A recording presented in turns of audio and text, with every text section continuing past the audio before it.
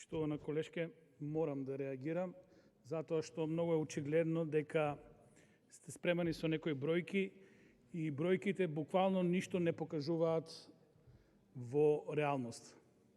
Прво и прво, основно е факт е тоа што државата ни е се посиромашна и посиромашна.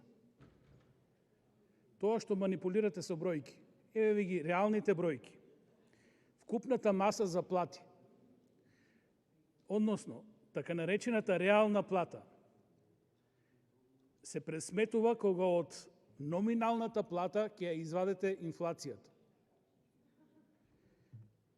Еве ги бројките. ВМРО 2006 година, 2017 година. Реалната плата за тие 11 години пораснала 38%. СДСМ 2017-2022 година. Реалната плата пораснала 18,6%. Тоа е факт.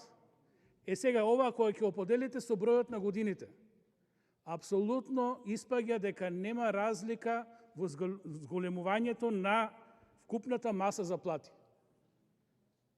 Туку тие се движат едноставно идентично. Наспротив тоа, 2017-2022 година, опаѓа продуктивноста во Република Македонија по сите години. Затоа што трупате администрација на државна сметка и ја плаќате со пари кои ги нема државата.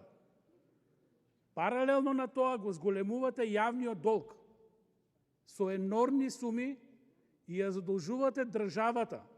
Земате скапи кредити за да поделите плата. Тоа е реалноста со бројките.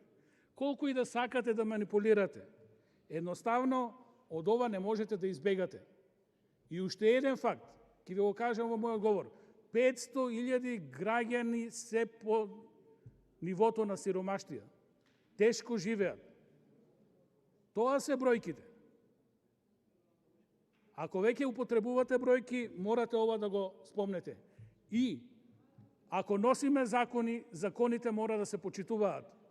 Не можете да не ги почитувате колективните договори и материјалните закони за да дојде до нивелација на сите плати. Благодарам.